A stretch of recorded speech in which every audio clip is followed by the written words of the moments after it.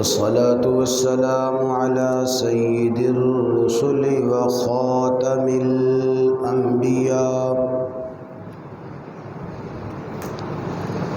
رب اشرح لي صدري ويسر لي أمري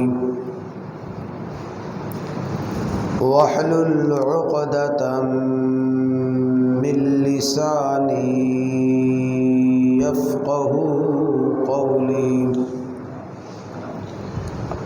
رب زدني علما رب زدني علما رب زدني علما.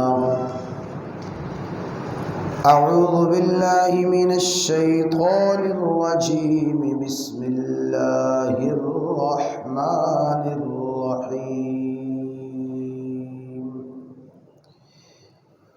يا أيها الذين آمنوا كتب عليكم الصيام كما كتب على الذين من قبلكم لعلكم تتقون.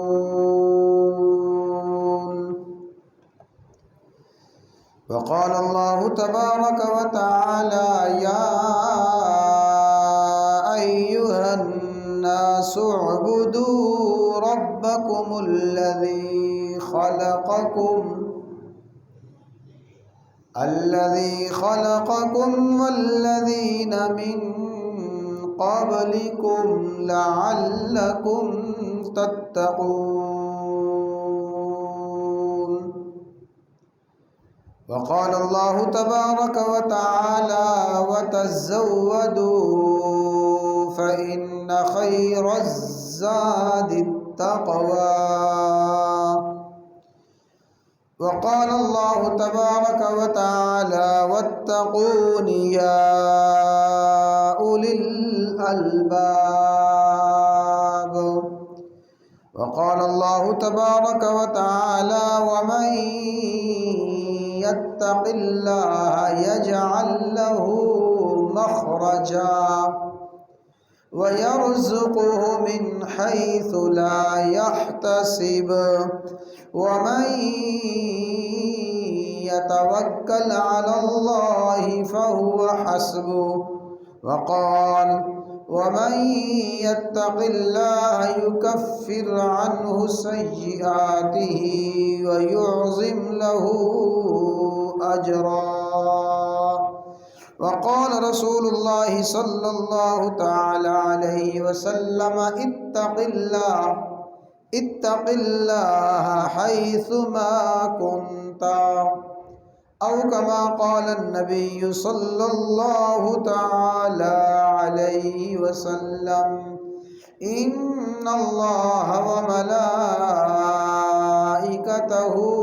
يصلون على النبي يا أيها الذين آمنوا صلوا عليه وسلموا تسليما. درشی پڑھ لیں. اللهم صل على محمد وعلى آل محمد كما صليت على إبراهيم وعلى آل إبراهيم إنك حميد مجيد. اللهم بارك على محمد وعلى آل محمد كما باركت على إبراهيم وعلى آل إبراهيم إنك حميد مجيد.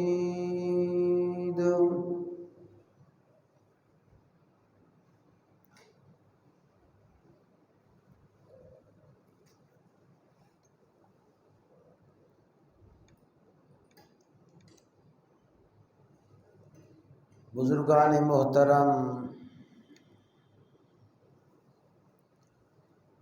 बरादरान इस्लाम, अल्लाह तबारक व तआला ने हम सब पे بے انتہا فضل و کرم فرمایا، احسان فرمایا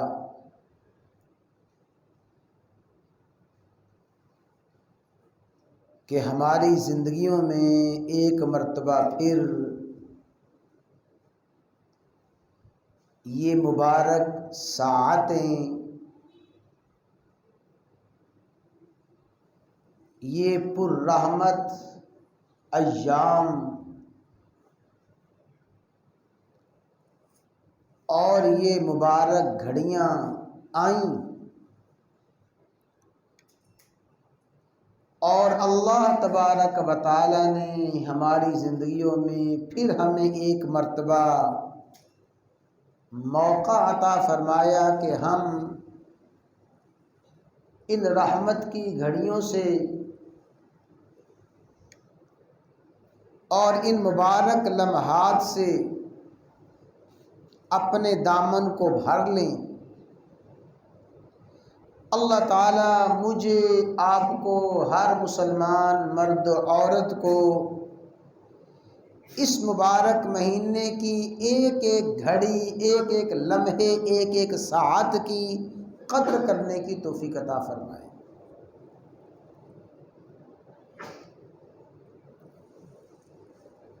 اس مبارک مہینے میں اللہ تبارک و تعالی کی طرف سے جو خصوصی فریضہ اہل ایمان کے لیے مقرر فرمایا گیا ہے، اور ہر بالغ مرد و عورت پر اللہ تعالی نے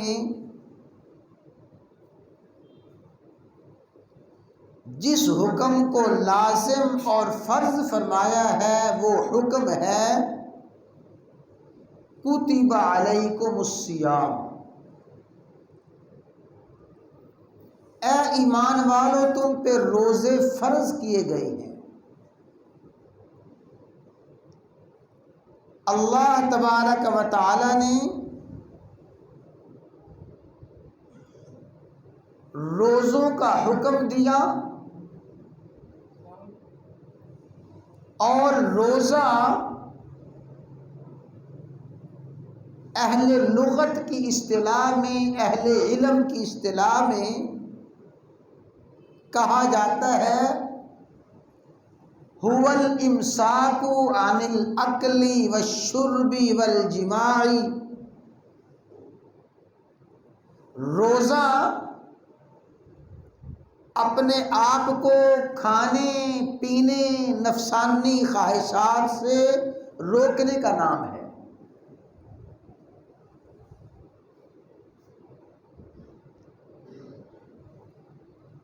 طلوع فجر سے لے کے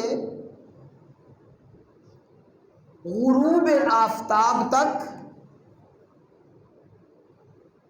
کھانے پینے سے روکے رکھنا ہے، بھوک اور پیاس کو برداشت کرنا ہے،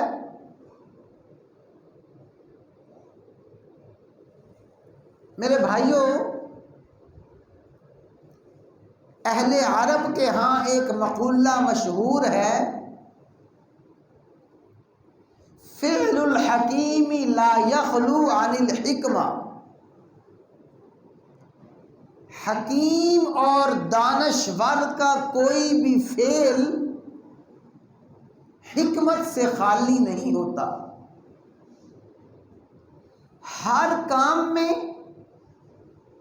کوئی نہ کوئی حکمت، کوئی نہ کوئی مقصد اور کوئی نہ کوئی غرض پنہاں ہوتی ہے۔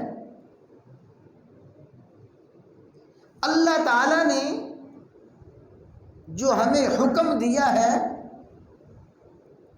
اپنے آپ کو کھانے پینے سے، نفسانی خواہشات سے روکے رکھو، تو یقیناً اس حکم کی بھی کوئی نہ کوئی غرض ہے، کوئی نہ کوئی مقصد ہے۔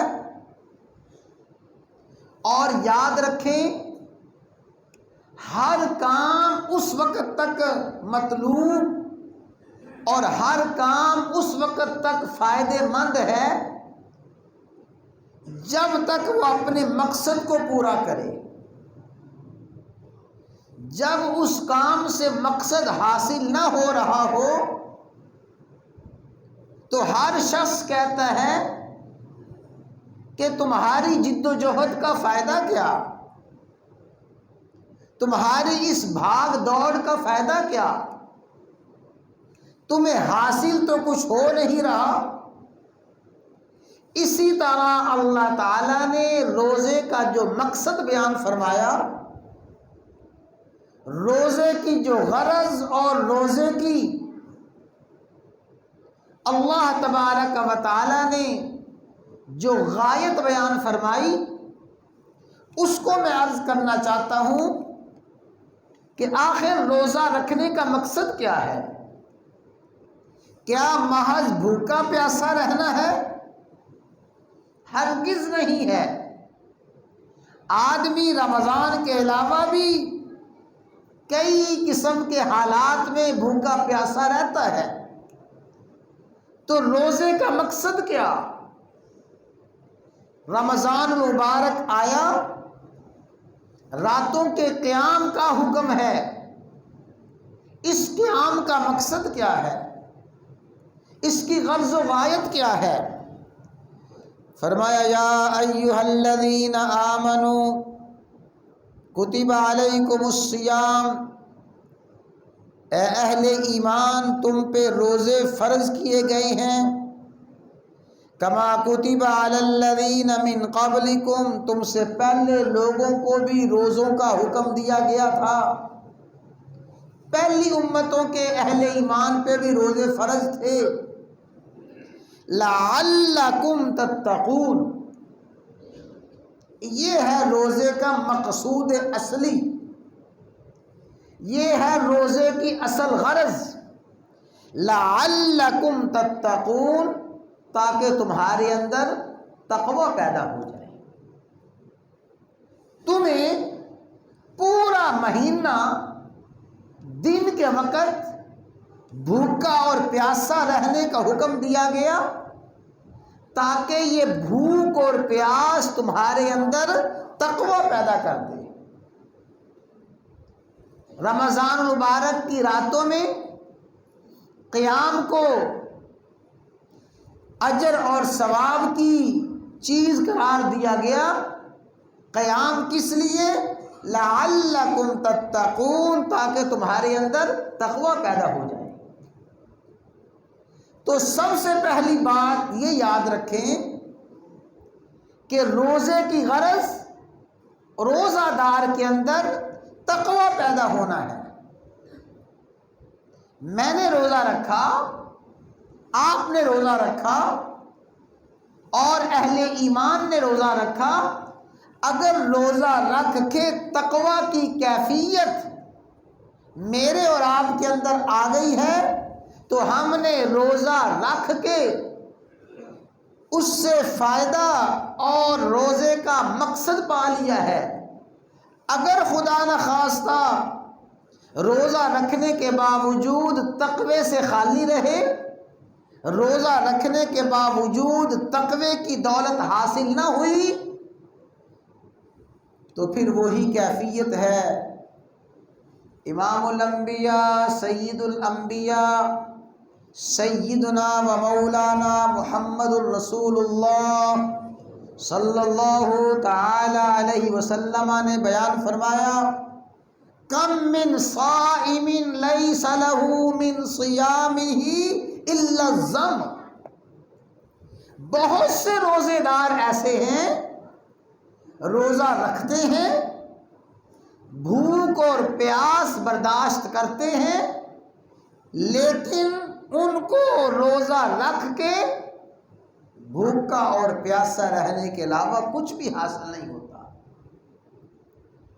جو روزے کا ثمرہ ہے، جو روزے کی غرض ہے، انہوں نے وہ حاصل نہیں کی، محض بھوک اور پیاس برداشت کی ہے۔ تو حضرات گرامی، اگر روزہ رکھ کے روزے دار میں تقوی آ گیا تو روزہ رکھنے کا فائدہ ہے، روزہ رکھنے کی کوئی غرض ہے۔ اگر روزہ رکھ کے تقوی نہ آیا تو روزے کا کوئی فائدہ نہیں ہے۔ تو مقصود الصیام، روزوں کا مقصد حصول تقوی ہے۔ اور اگلی بات سمجھیں کہ اللہ تعالیٰ نے قرآن کریم میں تمام عبادات کا ذکر فرمایا، اور تمام عبادات کا ذکر فرما کے اللہ تعالیٰ نے تمام عبادات کا مقصود اصلی بھی تقوی ہی بیان فرمایا ہے۔ یا ایھا الناس اعبدوا ربکم الذی خلقکم والذین من قبلکم، اے لوگو اپنے پروردگار کی عبادت کرو، وہ پروردگار، وہ رب جس نے تمہیں پیدا کیا، تم سے پہلے لوگوں کو پیدا کیا، تو اس پروردگار کی، اس رب کی عبادت کرو، لعلکم تتقون، تاکہ تمہارے اندر تقوی آ جائے۔ تو تمام عبادات کا مقصود اور تمام عبادات کی غرض بھی تقوی ہے۔ اللہ تعالیٰ نے حج کا ذکر فرمایا، وَتَزَوَّدُوا فَإِنَّ خَيْرَ الزَّادِ التَّقْوَى وَاتَّقُونِ يَا أُولِي الْأَلْبَابِ۔ یہ حج کی بھاگ دوڑ اور حج کی ساری مشقت کس لیے ہے؟ وَاتَّقُونِ، تاکہ حاجی کے اندر، حج کرنے والے کے اندر تقوی آ جائے۔ لَن يَنَالَ اللَّهَ لُحُومُهَا وَلَا دِمَاؤُهَا وَلَكِن يَنَالُهُ التَّقْوَى مِنكُمْ۔ اللہ تعالیٰ نے جو قربانی کا حکم دیا ہے، قربانی کے جانور کو ذبح کرتے ہو، اس کا خون بہاتے ہو، گوشت کھاتے ہو، اللہ تعالیٰ کو نہ مقصد خون بہانا ہے، نہ گوشت کھلانا ہے، بلکہ مقصد کیا ہے؟ وَلَكِن يَنَالُهُ التَّقْوَى مِنكُمْ، قربانی کر کے تمہارے اندر تقوی آ جائے۔ تو روزے کی عبادت اور تمام عبادات کی غرض و غایت وہ حصول تقوی ہے۔ اگر تقوی آئے تو عبادت کا فائدہ، اگر تقوی نہ آئے تو بے جان وہ جسم ہے، وہ جسم ہے جو بے روح ہے۔ جس جسم سے روح نکل گئی وہ محض ڈھانچہ رہ گیا۔ جس عبادت سے تقوی حاصل نہ ہوا وہ محض عبادت کی شکل و صورت ہے، اس کے اندر روح کوئی نہیں ہے۔ اور اللہ تعالیٰ نے سارے کے سارے انعامات، دنیا اور آخرت کی کامیابیاں اسی نعمت عظمی تقوی میں رکھی ہیں۔ ان للمتقین مفازا، تقوی والوں ہی کے لیے کامیابی ہے، جو متقین ہیں انہی کے لیے کامیابی ہے۔ ان للمتقین عند ربہم جنات النعیم، متقین ہی کے لیے اللہ تعالیٰ نے نعمت والے باغات تیار کر رکھے ہیں۔ وَمَن يَتَّقِ اللَّهَ يُكَفِّرْ عَنْهُ سَيِّئَاتِهِ، جس شخص کے اندر تقوی آ جاتا ہے اللہ تعالیٰ متقی کے سارے گناہوں کو معاف فرما دیتے ہیں۔ وَيُعْظِمْ لَهُ أَجْرًا، اللہ متقی کو اجر عظیم عطا فرماتے ہیں۔ وَيَرْزُقُهُ مِنْ حَيْثُ لَا يَحْتَسِبُ، اللہ تعالیٰ تقوی والے کو ایسی جگہ سے رزق عطا فرماتے ہیں اس کے وہم و گمان میں نہیں ہوتا۔ اللہ تقوی کی برکت سے رزق کے دروازے، وسائل کے دروازے، اسباب کے دروازے کھول دیتے ہیں تو اللہ تعالیٰ نے دنیا اور آخرت کی کامیابیاں، فوز و فلاح وہ تقوی ہی میں رکھی ہیں۔ تو روزے کا مقصد، تمام عبادات کا مقصد حصول تقوی ہے۔ حضرات گرامی، اب ذرا ہم اس پہ توجہ کر لیں کہ تقوی کسے کہتے ہیں، تقوی کی کیفیت کیا ہے، کیسے پتہ چلے کہ ہمارے اندر تقوی ہے۔ اس کی سب سے پہلی تفصیل اور تقوی کی سب سے پہلی تشریح تو وہ ہے جو حدیث جبرائیل میں بیان فرمائی گئی ہے۔ جبرائیل امین حاضر خدمت ہوئے تھے، انسانی شکل میں آئے، رسول اللہ صلی اللہ علیہ وسلم کی خدمت اقدس میں حاضر ہو کے کچھ سوالات کیے۔ رسول اللہ صلی اللہ علیہ وسلم نے ان سوالات کے جواب دیے۔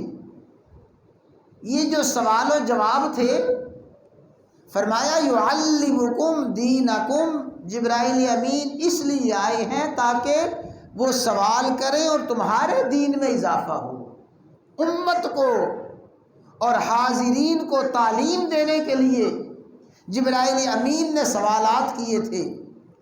اس میں ایک سوال یہ تھا، مل احسان، یا رسول اللہ صلی اللہ علیہ وسلم ارشاد فرمائیے احسان کیا ہے، احسان کسے کہتے ہیں؟ جب جبرائیل امین نے یہ سوال کیا، رسول اللہ صلی اللہ علیہ وسلم نے ارشاد فرمایا ان تعبد اللہ کأنک تراہ، جبرائیل احسان یہ ہے کہ تو اللہ تعالیٰ کی عبادت اس کیفیت سے، اس یقین سے کرے، کأنک تراہ، کہ میں اپنے اللہ کو دیکھ رہا ہوں۔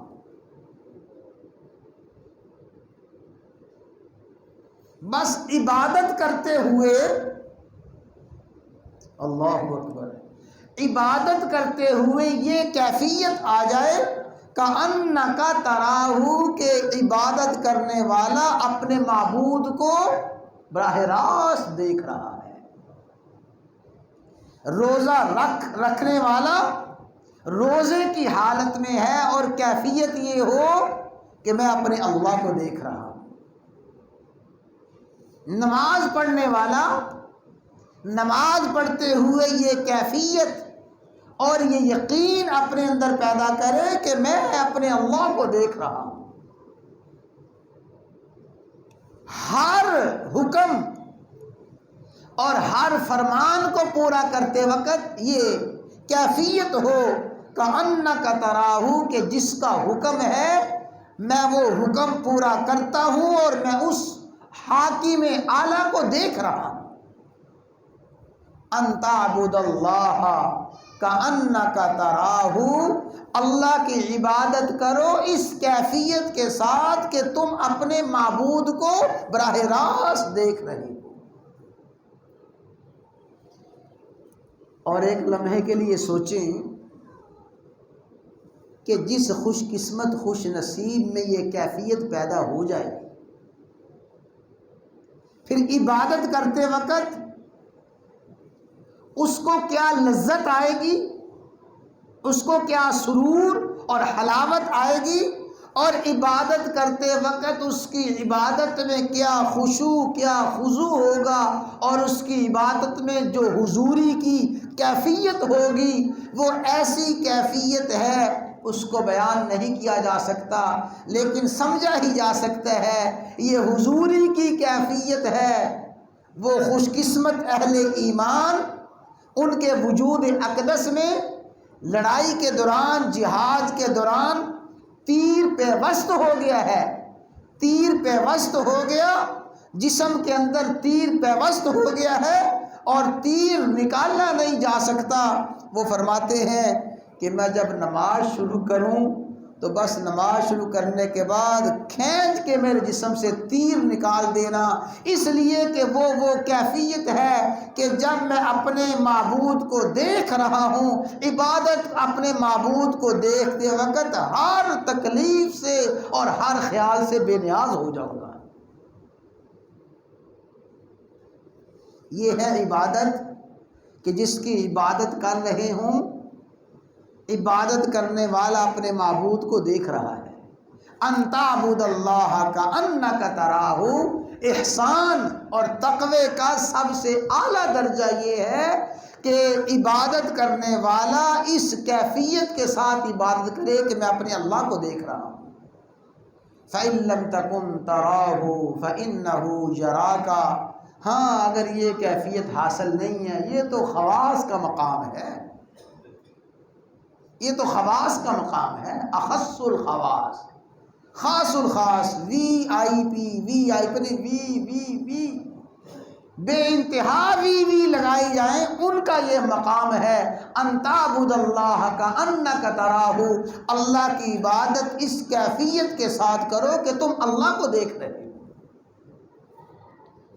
اور اس سے جو دوسرا درجہ ہے فَإِن لَّمْ تَكُن تَرَاهُ فَإِنَّهُ يَرَاكَ، اگر یہ کیفیت نہیں تو کم از کم یہ یقین تو رکھو کہ جس کی میں عبادت کر رہا ہوں وہ مجھے دیکھ رہا ہے، جس کا حکم سمجھ کے میں نے روزہ رکھا ہوا ہے بس وہ مجھے دیکھ رہا ہے۔ میرے بھائیوں ذرا توجہ فرمائیں، ایک شخص بھوک کی حالت میں ہے، پیاس کی حالت میں ہے، خلوت ہے، تنہائی ہے، کوئی نہیں دیکھ رہا، کوئی نہیں ٹوک رہا، اب نہ یہ کھا رہا ہے نہ پی رہا ہے، حالانکہ بظاہر رکاوٹ کوئی نہیں ہے، کھا پی اس لیے نہیں رہا کہ جس کے لیے میں نے روزہ رکھا ہے وہ مجھے دیکھ رہا ہے۔ یہ جو کیفیت روزے کے اندر پیدا ہوئی ہے، تو جب زبان کو استعمال کرے گا تو زبان کے استعمال کرتے وقت بھی یہی کیفیت ہو کہ میں اپنی زبان کو غلط استعمال اگر کروں گا تو میرا اللہ مجھے دیکھ رہا ہے۔ اپنے کانوں کو غلط استعمال کروں گا، آنکھوں کو غلط استعمال کروں گا، اپنی ذہنی صلاحیتوں کو، اپنے اوقات کو اور اپنے کردار کو، اپنے اخلاق کو غلط استعمال کروں گا، میرا اللہ مجھے دیکھ رہا ہے۔ یہ ہے تقوی۔ تقوی کہ اللہ کی عبادت کرو کہ اللہ تمہیں دیکھ رہا ہے، اللہ کی عبادت کرو کہ تم اللہ کو دیکھ رہے ہو۔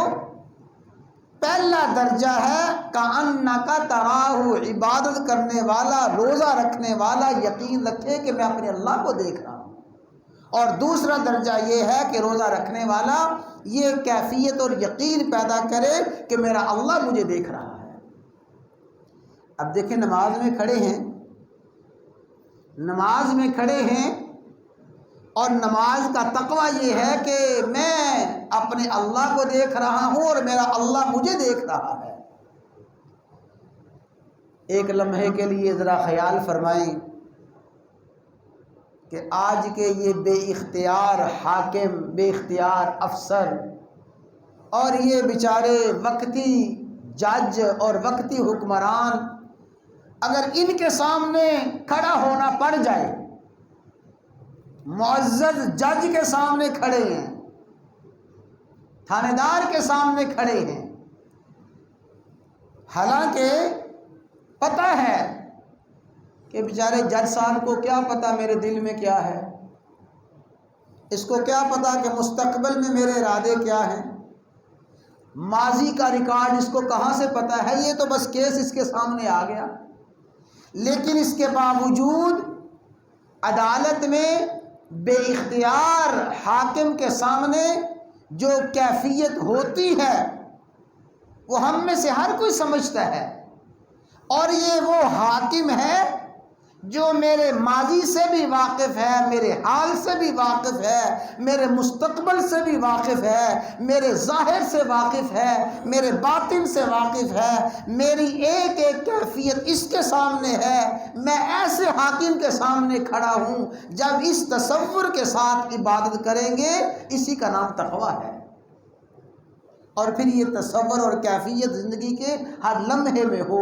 نماز ختم ہوئی ہے، ابھی اپنے حاکم کے سامنے کھڑے تھے، لیکن نماز ختم ہونے کے بعد وہ میرا اللہ مجھے دیکھ رہا ہے۔ روزے کی حالت میں میرا اللہ مجھے دیکھ رہا ہے، نماز کی کیفیت میں میرا اللہ مجھے دیکھ رہا ہے، خلوت اور جلوت میں میرا اللہ مجھے دیکھ رہا ہے۔ حضرات گرامی، روزے کا جو مقصد ہے وہ تقویٰ ہے، اور تقویٰ کا معنی یہ ہے کہ ہر آن ہر لمحہ یہ کیفیت اپنے اندر پیدا کریں کہ میرا اللہ مجھے دیکھ رہا ہے، اور اعلیٰ درجہ یہ ہے کہ میں اپنے اللہ کو دیکھ رہا ہوں۔ وہ سارے کے سارے پردے جب ہٹ جاتے ہیں اور آدمی اپنے خالق و مالک کا مشاہدہ کرتا ہے، پھر بس وہ عبادت کرتے وقت عبادت ہی ہوتی ہے اور کچھ نہیں ہوتا۔ اور میرے بھائیوں، تقوی کا جو عام درجہ ہے، جو میرے اور آپ کے لیے ہے، بس آخری بات ہے، تقوی کا عام درجہ کیا ہے؟ سیدنا فاروق اعظم رضی اللہ تعالیٰ عنہ نے سیدنا ابی بن کعب سے پوچھا۔ وہ ابی بن کعب جو امت کے سب سے بڑے قاری ہیں، اقرأہم، امت کے سب سے بڑے قاری حضرت ابی بن کعب ہیں۔ تو سیدنا فاروق اعظم نے پوچھا تھا، اے ابی، اللہ تعالیٰ نے قرآن کریم میں بار بار تقویٰ کا حکم دیا ہے کہ اتقوا اللہ واتقوا اللہ، یہ جو تقویٰ کا حکم ہے، ماذا تقویٰ؟ ابی، یہ تو فرمائیے تقویٰ کیا ہے؟ تو ابی بن کعب نے فرمایا، اما سلکتا طریقا ذا شوکا، اے امیر المومنین، کبھی ایسے راستے پہ چلے ہیں جو کانٹے دار ہو، جھاڑیاں ہوں، درمیان میں سے آپ گزر رہے ہیں، آپ کے دائیں بھی جھاڑیاں ہیں، آپ کے بائیں بھی جھاڑیاں ہیں، کیا کبھی ایسے راستے سے گزرے ہیں؟ فرمایا ہاں، کئی مرتبہ گزرا ہوں۔ تو امیر المومنین اس وقت آپ کیا کرتے ہیں؟ فرمایا فشمرت واجتہدت، میں سمٹ جاتا ہوں، لپٹ جاتا ہوں، اپنے کپڑوں کو سمیٹ لیتا ہوں، دامن کو سنبھالتا ہوں، اپنے دائیں بائیں حصے کو وجود کو سمیٹ کے لپیٹ کے گزرتا ہوں۔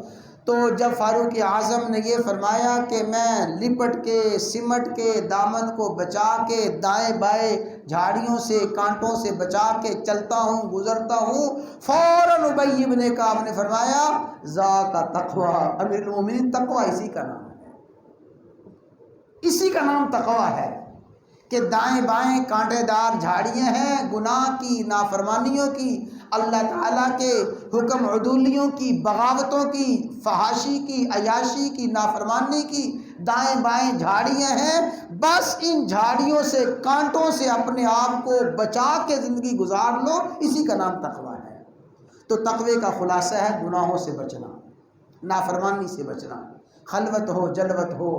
میں اس موضوع میں جو اختتامی بات عرض کرنا چاہتا ہوں، اور میں آپ سے گزارش کرتا ہوں کہ ہر آدمی اپنے دل و دماغ میں اس بات کو لکھ لے۔ اللہ تعالیٰ مجھے بھی توفیق عطا فرمائے، آپ کو بھی توفیق عطا فرمائے۔ پیران پیر حضرت شیخ عبد القادر جیلانی رحمہ اللہ تعالیٰ کا ایک مقولہ اور ان کا اسی حوالے سے ایک فرمان سنا کے بات ختم کرتا ہوں۔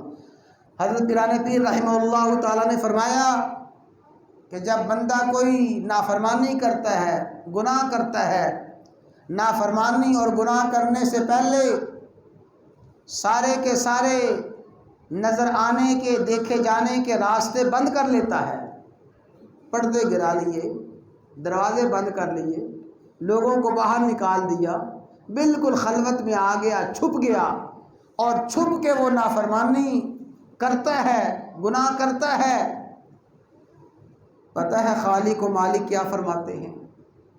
اللہ اکبر۔ حضرت نے فرمایا، خالق و مالک فرماتے ہیں، اے میرے بندے، تجھے جتنے دیکھنے والے ہیں تمام دیکھنے والوں میں سب سے حقیر تو نے مجھے ہی سمجھا ہے،